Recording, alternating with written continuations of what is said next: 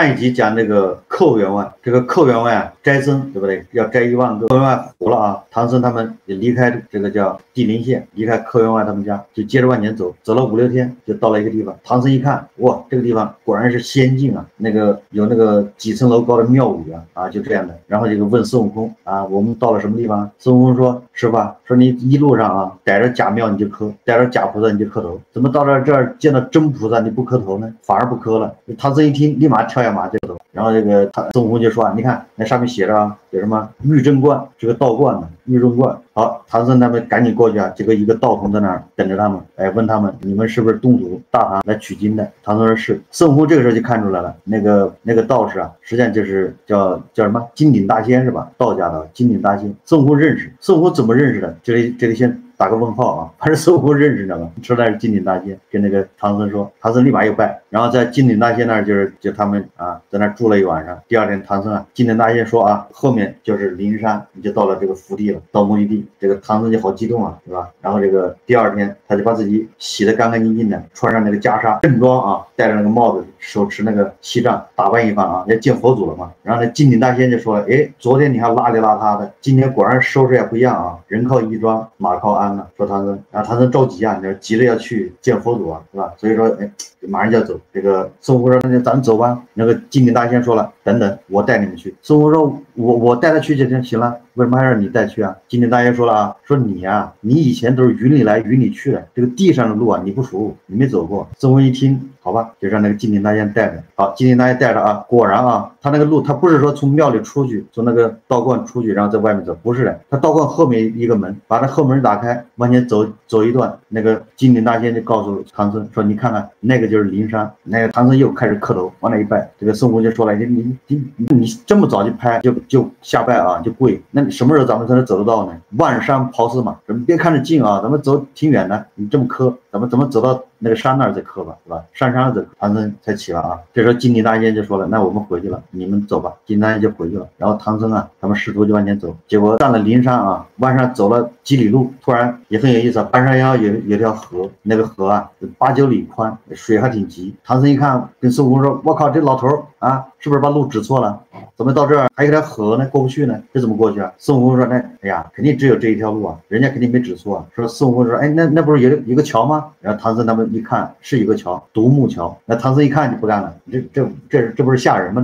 这桥上一走下去，10有8九掉下去摔死淹死，这水还那么急。那个独木桥啊，这玩意儿这桥谁能过去啊？孙悟空说没问题啊。然后孙悟空啪就过去了，在上面走，跑过去，然后又跑回来，然后说走，没事，跟我走。然后唐僧说不，坚决不走，你这不是耍人吗？这怎么过去啊？然后那个猪八戒也不走，沙僧也不走，然后孙悟空就拉着猪八戒说走，咱们俩先走，过一个给他看看。猪八戒不干，这俩人正在那个拉扯的时候啊，唐僧看见河里上游来了一条船，一个人撑船，然后那个唐僧就哎来摆渡的对不对？渡人。这时候孙悟空一看，孙悟空那火眼金睛啊，一看知道这就是佛祖啊，接引佛祖，实际上就是阿弥陀佛，就是咱们那和尚一天到晚阿弥陀佛，实际上就是阿弥陀佛。这个《西游记》里叫接引佛祖，就是专门来渡人的，把他渡到彼岸。好，那个老头就把船撑过来了，招呼唐僧，哎，上船。唐僧一看吓傻了，那个船没有底，一看没有底，唐僧就说了，我看你这船怎么能上啊？你不是耍人吗？你这什么船呢？然后那个老头说了啊，我这个船呢，自鸿蒙开篇辟地以来就在我手上，怎么样对吧？但是海里过不去啊，我是专门渡人的，度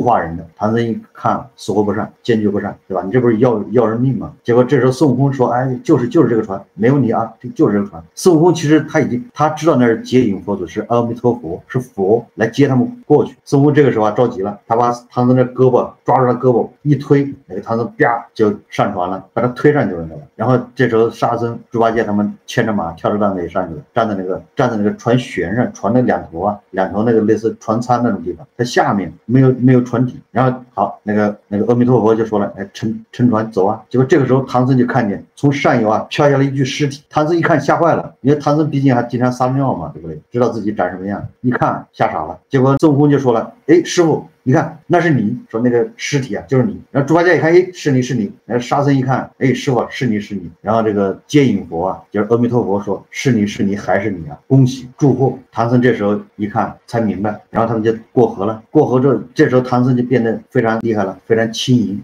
一晚上上个船都要，对吧？还要孙悟空他们扶着。这回这老长老啊，这回一跳上去了。完了这个，然后就问孙悟空刚才咋回事啊？孙悟空说他凡胎啊已经脱离了凡胎肉胎啊，刚才那个就是阿弥陀佛啊。这个唐僧一听吓一跳，立马就回头要给人磕头，就人都不见了，没了，阿弥陀佛没了。然后唐僧就说，哎，你怎么也不早告诉我？孙悟空说，我不能说啊，对吧？然后孙悟空他们4个人就往前走啊，看见灵山，对吧？上灵山，结果从那山门开始啊，就一路上都是各种那个比丘尼啊，什么和尚一大堆的啊，打招呼，都知道他是东土大唐来的。唐僧到了灵山啊，虽然他是佛祖的这个第2个弟子，但是你看看唐僧像极了那个外派干部。回到总部，你知道吗？哎，见人就打招呼，见那个扫地的也打招呼。那些菩萨看着去，哎，你就别麻烦了，你赶紧先去见佛祖。见完佛祖啊，有时间咱们再慢慢聊，慢慢打招呼，对吧？你直奔主题，别在这儿跟咱们这耽误时间。咱们那外面那么多人呢，见一个人就打招呼，就阿弥陀佛聊一会儿。我是东土大唐来的，人家都知道。好了，进了山门，然后1道门就说，哎，东土大唐的和尚来了，这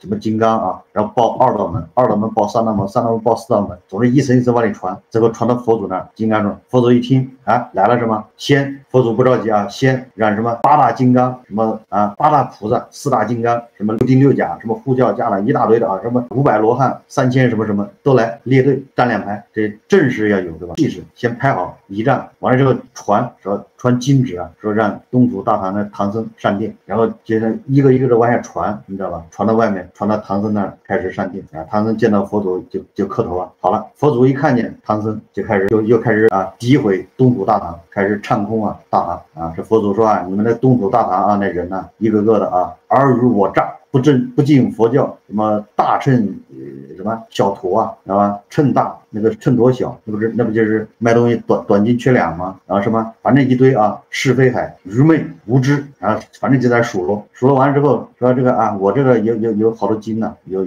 经，有什么律论啊，有好几万本，然后让那个迦叶和那婀娜啊男人说你们俩随便给他挑几本啊，挑几本给他们，让他们带回去，给佛祖一顿 PUA 啊。完了这个唐僧就磕头啊，又是磕头。好，这个迦叶啊就带着他们师徒几个人先下去吃饭，那都是佛祖那贡品啊，那些东西那都是吃了之后长寿的啊，所以说把猪八戒和沙僧呢就是一顿猛吃啊，在那吃完之后就带他去那个藏经阁取经，然后那个迦叶婀娜就说了，说你们从东土大唐来，你们那没有什么土特产吗？带没带？唐僧说我是走了14年，哪有什么土特产？然后这个他又说那你不带个红包啥的？唐僧说没有。然后孙悟空就说了，孙悟空马上就说了，我靠，你这还要东西贿赂是吗？你索贿啊！马上告诉如来去，告诉佛祖说你索贿。那个迦叶就说了，你别在这泼猴啊，不要在这耍赖了啊！这是什么地方？由得你耍赖，对吧？这个就说明这个要钱那是，对吧？那是惯例啊！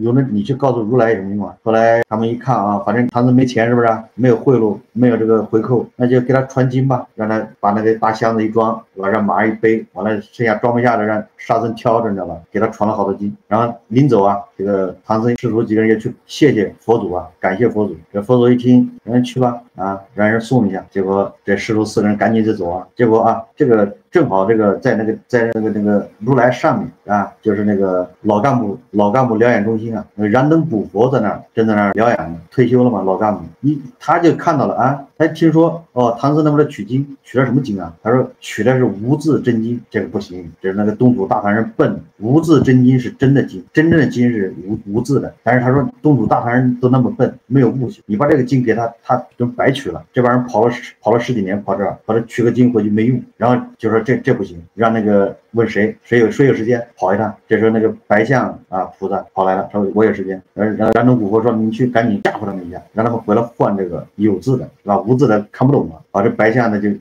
他去了，又是一顿狂风啊，把那个白龙马拎起来又摔地上，那个书就掉的到处是啊，完了之后还掉水里了。这个孙悟空一听一看气坏了，我靠，这他妈的这个取经结束了，这回去路上还有人吃的吧？结果他们收拾经书的时候发现，猪八戒先看见，他说这书上怎么没字呢？后来沙僧也看，都看，发现所有的书都没字。然后这个孙悟空就说了，这个狗日的这个阿傩和这个迦叶啊，这俩人完了要钱没给，这俩人就给我们传那个无字的书，耍我们啊！唐僧一看也很生气啊，怎么还这么干的呢？孙悟空说走。找佛祖去，立马啊，他们几个人就又回去灵山找如来去了。结果呢，我告诉你，这5个人一到那个灵山，人家就问他，哎，你回来是换金的是吗？哎，孙悟空说你怎么知道？赶紧去吧。好，他们就跑找佛祖啊。孙悟空就告状啊，说佛祖啊，如来，这个你那个迦叶这俩人还要钱索贿，不给钱，他给我传无字经书。然后佛祖就说了，哎呀，无字经书反而是好书，是真经。他说迦叶他们俩索贿的事情我知道了啊，怎么了？不能索贿是吗？然后就说我这个经是值钱的啊，知识付费，懂吗？当年啊，我们这个有个菩萨下山去哪个大财主家啊去讲经啊，就讲了几部经啊，他说了几部经，然后就收到这个黄金米粒啊，黄金米粒3斗，就特别值钱是吧？保佑他们一家什么身体健康啊，一大堆的，没有灾难。我这讲了就是菩萨去就讲了几部经，就黄金米3斗。这个啊，佛祖说了，我还嫌他卖便宜了，你要这么卖下去，以后后面的和尚怎么吃饭啊？我们的后面啊怎么往下传呢？这佛祖说他卖便宜了，你们跑来1毛不拔白嫖是吗？完了唐僧孙悟空说的，然后那个佛祖就说了啊，又跟那个迦叶说，哎，你看他们不容易啊，跑这么远，你去吧，你再随便找几本给他抄一抄。好，迦叶和阿傩2个人又把他们带到藏经阁，这时候这俩人又跟他要钱，说你多少都给点啊。唐僧实在没办法，把他那个要饭的钵啊，他说我就这个东西给你吧。那个迦叶就很为难，对吧？就给这么玩意，然后唐僧说这玩意啊是唐太宗给我的，这个我武器拿了10几年，送给你吧，做个纪念。那人没办法，只好给他传经啊，反正传了35部吧，他们又挑走了，又去感谢佛祖啊。佛祖说了啊，佛祖这回又说这个经啊，你记住了，可以什么可以这个可以那个的吧？这个经简直是吧？这是宝物宝经，回去啊要沐浴焚香啊才能打开，要摘点是吧？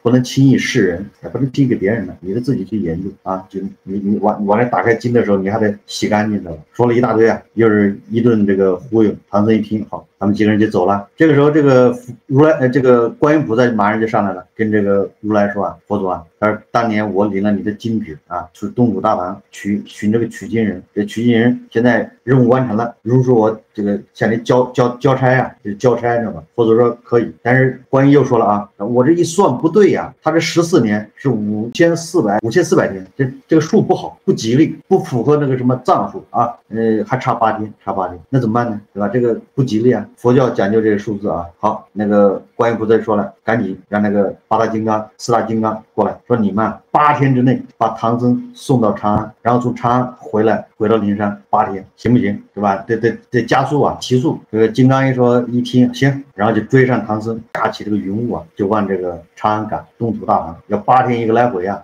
这个到这儿这一章就结束了，取到真经，但后面还有一难，这个咱们下一回再讲啊。今天就讲到这儿，讲什么？今天是有意思的，主要是一个是金顶大仙那儿凌云渡，一个是取经这儿，对吧？就这个非常有意思啊，就是有人就是贬道教啊，在《西游记》他认为这是贬道教，弘扬佛教，所以说你看你看那个金顶大仙在搞个道观在那儿给人家看门，给灵山看门，道教是给人看门的，你知道吧？打杂的，是不是？哎，记住了，他那就是看门，就是你只能从他大门进，后门出到灵山，没有别的路，所以所有人都得从那儿过，人家是门卫啊，登记来的人要登记扫码，对吧？人脸识别。而且那个金顶大仙还说了啊，说这个观音菩萨骗了我，说你们3年就到，结果真正走了14年才到，那意思是差点让你漏过去。哎，但是你想想啊，这个贬佛教的抬这个道教人呢，他不这么看，他认为你看你所有到灵山的都被人家道教控制，跟什么人接触，什么人去，如是谁去登记上去，对吧？上去取经啊，都是道教说了算，对吧？限制灵山的发展，对吧？你想发展，你得经过人同意，是吧？哎，你看你怎么看？你怎么看有道理？为什么道教的人给佛教当门卫，所有去灵山朝拜的人、拜佛的、取经的，都得经过金顶大仙。最有意思的是，孙悟空说我认识他，这《西游记》里没说金顶大仙啊。孙悟空什么时候认识他的？然后孙悟空还说了，这个金顶大仙说了，说你啊，你虽然去过灵山，但你这条路没走过啊，你都是云路走的，对吧？所以孙悟空到灵山有个3回吧，2、3回都是翻这个一个筋斗过去的，他没有走这个道观这儿，没有走，唐僧只能走这条路，对吧？这个很有意思啊。然后到了凌云渡这儿，有很多人说这是阴谋，对吧？因为唐僧死了嘛，他的肉体飘在江上飘去了。有很多人说这是阴谋，说这个佛祖啊，就是这个取经成功之后抛弃了唐僧，或者是让他的徒弟金蝉子取代唐僧等等啊。这实际上我觉得我这种解释都牵强附会。实际上这个到这儿讲的就是佛教一个轮回，佛教的这个教义啊，它的伦理就是佛教就是你要到彼岸。你要到彼岸，你必须要抛弃你的凡胎肉体，断你的6根。也就是人为什么不能开悟啊？因为人是用自己的6根去跟世界，就是6种感，就眼耳鼻舌身意啊，就靠这种6个感官去接触世界。实际上你通过这个接触世界，那你基本上是没有办法开悟的，你不可能到达彼岸。这个6个它是在限制你，它制约了你，你只有抛弃这个肉体，你才能到达彼岸。这就是佛教的理论了，对吧？因为每个人正常的人肉身啊，你就是靠眼睛、耳朵、鼻子、舌头、手、身体触摸，然后那个意识，对吧？你靠这个去感知世界。唐僧感知到的世界是什么呢？他不敢过去，他面对的对面就是彼岸，他不敢过去，因为他这个感官是有问题的，对吧？那个实际上是有个独木桥，从独木桥上过去，那叫自度啊。就是唐僧如果他能从独木桥上走过去，说明他已经修炼成功，他的肉体啊可以保留，就是他那个眼耳鼻舌身意没有限制他。因为为什么呢？那独木桥下面就像大渡河呢，那一个是独木桥下面那么深，水那么急，你不敢走，为什么呢？因为你的眼睛那水流那么急，看见桥那么窄，对吧？然后你的脑子会想掉下去肯定是死了，这些都制约了你，没有办法自度。实际上你可以走过去的，如果走过去就证明你能够自度，心无挂碍，无有恐怖，终究涅槃，对吧？这是心经里面的。结果孙悟空是可以过去的，明白了吧？孙悟空老教唐僧心经啊，就是心无挂碍，无有恐怖嘛。唐僧不行啊，因为他的6根制约了他，看见水害怕，桥那么窄害怕，恐怖，掉下去肯定死，这是他的意识，他做不到，自度不行，那就别人来度你。接引佛来了，接引佛来了，给他最后一次机会。孙悟空看懂了，孙悟空知道那是接引佛，就是阿弥陀佛，但是孙悟空不能说透，孙悟空说透了，既然考题呢，你说透了，那这个考试就是作弊，那这个你跟唐僧说啊，你不要紧，你下去你就成佛过去了，你怎么样的，这个是接引佛，那就是相当于作弊。唐僧没有接受到考验，实际上从那个独木桥上走的时候，孙悟空就说了，你从这个桥上过去，你就成佛了，那就是彼岸。但是唐僧不听啊，他不信啊，就是他告诉他那正确答案，说那就是你从独木桥上过去，你就成功渡到彼岸。他不信啊，他觉得这掉下去会淹死，不行。好，接引佛来了，加个无底船，他又不敢上，他认为这上去也会淹死，对吧？那个阿弥陀佛跟他讲说，我这个船是干啥？专门来渡人的，都提醒到这个地步了，唐僧他理解不了，因为他的不说了吗？眼耳鼻舌身意限制了他没办法成佛。好，这时候孙悟空急了，你知道吧？孙悟空急了，推了他一把，因为这个时候如果唐僧再磨叽，接引佛一走，完了，取经失败，取经就失败了，你知道吧？所以这时候孙悟空急了，你知道吧？但是又不能提醒，所以他猛推一把这个唐僧，把他推上船，实际上就是唐僧他肉体就没了，死了，淹死了，但是他的魂，他的这个叫原生或者叫什么恢复活了，只有这样他才能成佛。也就是说，唐僧那个肉体啊，肉身是限制了他成，所以必须抛弃，不抛弃你成不了佛，对吧？如果他能成佛，他就跟独木桥他能过不去，接他还执迷不悟，就差一点就失败了。这人佛祖来接他到彼岸。阿弥陀佛大家知道是怎么来历吧？阿弥陀佛他不是发下大愿嘛？你天天念阿弥陀佛，你念多少万遍之后，你死了你就去西方极乐世界啊，就是他来度你，叫阿弥陀佛来度你。所以那和尚一见人就阿弥陀佛，你知道吧？是这么来的。就为什么见面就是喊阿弥陀佛？你喊了多少遍之后啊，你就说你死了，阿弥陀佛来接你到西天，就这么来的啊。阿弥陀佛就来接唐僧啊，唐僧见着谁不都是阿弥陀佛吗？唐僧见着谁打招呼就阿弥陀佛，结果阿弥陀佛来接你，你自己不知道，你还执迷不悟，还不跟着去，是吧？没有悟性嘛。所以啊，但是很多人把它解释成说这个啊是阴谋诡计啊，佛祖最后让他的二弟子金蝉子什么得着功劳，这些我觉得这个都是误解了佛教的这个。他最后他讲的就是这个意思，就是你要成佛，你必须6根要清净，6根要断掉。6根怎么断呢？就是肉身没了，肉身没了，你才能真正成佛，你才能不死，长生不老。你肉身没了，谈不上死不死了，反正死过了，是不是？所以啊，好。这个他们过了这个凌云渡之后啊，取经的时候，这佛祖就对吧？就是这个菩萨各种刁难他，要钱，给他一本无字经书。这个燃灯古佛啊，还有如来都说，这个无字经书才是真的经书，有字的也是经书，无字的才叫真经。实际上佛教讲的就是这道理啊，这个前面肉身是一样的，呼应了啊。因为你肉身是因为你通过六根去感觉，说有字啊，你也是通过眼睛去看那个字，这个实际上已经偏离了佛教这个对吧？这个叫本质、真相、真如、真我，对吧？世界本质是什么？你要用字来表达，你就被限制了。这个《金刚经》里面不有吗？对吧？见有为法，对吧？如梦幻泡影，如露亦如电，对吧？应作如是观，是吧？他讲的就是佛教，讲的就是相，你着相了，你还在乎那些字？你一旦了解这个，你一旦悟了，成佛了，这些经书都是错误的，这都是不应该存在的，就不应该有经书，那当然是无字的嘛。但是唐僧他理解不了，燃灯古佛就说了，这太高深了，他们理解不了，赶紧给字的给他看，是吧？若见诸相非相，如见如来，无我相，无仁者相，是吧？这是《金刚经》里面的，不要着相。所以说，实际上给他是无字的经书才是真经，也就是唐僧啊，他过了凌云渡之后，实际上他已经成佛了，对吧？但是他的境界没有跟上，也就是说，他这个佛啊是速成的，有水分啊，有水分啊，不是他自己领悟的，是后面为了取经成功啊，一连串的作弊，孙悟空作弊，阿弥陀佛作弊，到燃灯古佛作弊，啊，就是一连串的作弊，就为了保证这个取经成功，取经工程啊一定要成功，只准成功，不准失败。到后面观音菩萨还作弊啊，对吧？他一算这个数不对，赶紧弥补。后面还有啊，再一算少一难，说少一难，还得弥补。就是说整个的取经啊，就是个草台班子啊。你别看是啊，玉帝、佛祖、太上老君、观音菩萨啊，人间是这个李世民、唐太宗，你看这么多人策划的，对吧？预批的这个这么浩大的取经工程，对吧？首先是工期耽误了嘛，本来是3年，他搞个14年，工期都耽误了，不能再失败了，是吧？所以必须成功。为了让他成功，那就开始后面开挂，对吧？就开始作弊。所以我们就要想到弘这个寇弘啊，寇员外他要摘1万个僧，他已经摘了9996个，还差4个。大家想象一下啊，一定是这些和尚，这跟唐僧一样嘛，巴拉巴拉巴拉走到那儿，哎，走到金顶大仙那儿，金顶大仙把他们领到那个凌云渡那附近，一到那儿回去了，因为没有孙悟空帮他，没人提醒他，独木桥那是不敢过的，阿弥陀佛来了，接引佛来了，他也不敢上的，无礼传呢，所以他们就打道回府。这玩意儿谁能去啊？这不是要命吗？所以回去那个寇员外就把他挽留，给他做思想工作，是吧？寇员外本领就那么大，他也不是孙悟空，知道吧？就是劝他你再去试一试吧，是吧？所以尽量挽留这些和尚，你不要半途而废，你都已经到了那地方，你赶紧去再试一下。人家和尚不去，对吧？这是要命的。好，他就往回走，走到灭法国，吧唧砍头，是吧？正好那个树还能对上，对吧？这个到了这个寇弘这儿99960个，到了灭法国正好杀了99960个，都是取经不成功的，不成功变成人，是吧？就是对吧？取经不成功的都是回去被干死啊，砍头。这回这4个人正好暗合了1万个，也就是说这次取经要不成功就拉倒了，你知道吧？没有后面了，前面已经取经9次，对吧？这个金蝉子是9次10次转世啊，不行就拉倒了，你知道吧？这是最后一次了，所以不能失败。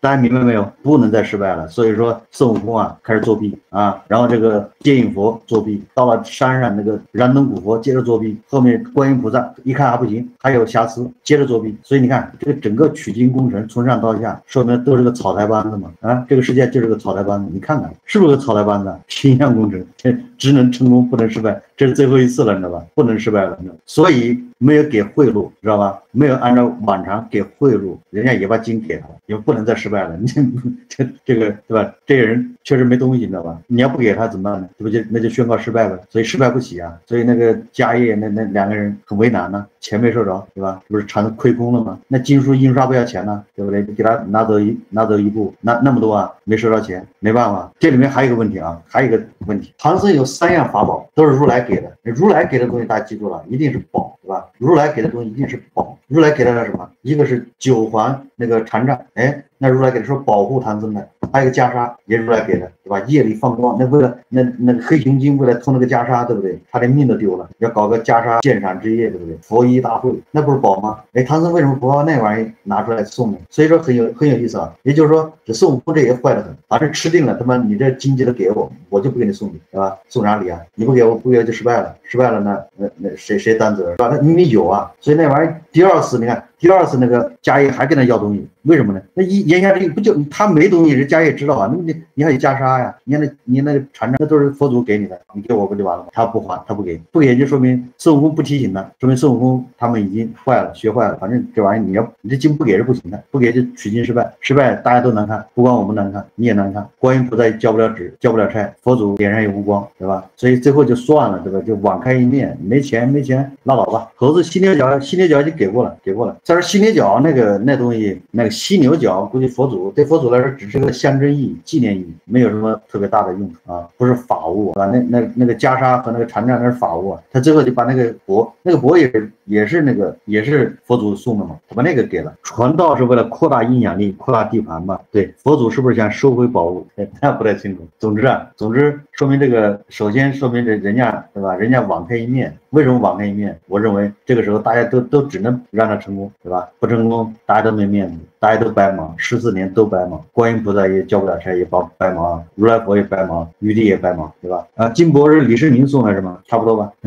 佛家想把影响力扩散到东土，不给东西也得送，是这个工程只能成功着，不能失败，不说了吗？这么大一个工程，所以说而且工期都耽误了嘛，本来3年的，就搞了14年，所以这个不能再刁难了，对吧？不能再刁难了。这里面咱们还得说一下孙悟空到底从什么地方来的，跟谁学的武艺啊，学的功夫？他为什么认识金顶大仙？说明他这个地方来过，他就是以前没有得道的时候，他来过，走到这儿了，他又回去了，对吧？应该是到这儿，然后回去成妖了，你知道吧？要不然他怎么认识金顶大仙呢？对吧？他以前从那个东胜神州啊，到南赡部洲，再到西牛贺州啊，这个倒是拜师学艺啊，应该是到了这儿，他认识那金顶大仙，但是他没去成灵山，因为他到那儿估计他也看到了河，他知道。因为他为什么他知道呢？从那走过去就是自渡，坐那个船是他渡，别人渡，他知道。他跟唐僧说，你从那走过去就到达彼岸，渡过去了。他知道为什么，没人告诉他啊。他怎么知道答案？很有可能啊，当时他就到了这儿。金顶大仙跟他说，你从这走过去，你就是到了彼岸，长生不老啊。结果他不敢呢。那时候猴子还没得道啊，那个独木桥他过不去啊。算了，回去吧。我是来学艺的，对不对？我来长生不老的，结果你把我淹死了，所以他回去在什么地方？灵台方寸山，斜月三星洞，估计这点附近。如来一看这人不上道啊，对不对？让他过来他不过来，不上道啊，那正好在外面搞个培训班嘛，对吧？人挪活，树挪死啊，活人不能让尿憋死啊，所以他在外面搞个灵台方寸山啊，那个山恐怕就是幻化出来的，实际上没有这个山，所以后来就没提过这个山，也没提过菩提老祖，没了，估计就在这儿。所以我给孙悟空啊，他到底在哪学的武艺，学的这个功夫，整个的穿起来，大概就是这样的。他已经找，一路问人了，已经到了玉真观，然后过不去，不敢过那个独木桥，就有人告诉他了，你从这儿过去，你就到达彼岸。金顶大仙告诉他，他当时不信，害怕，他没有得到啊，他那个时候不敢，很正常，他肉身对不对？他也是眼耳鼻舌身意，靠这个来感知世界，他当然不敢过去了，这个限制了他，所以回来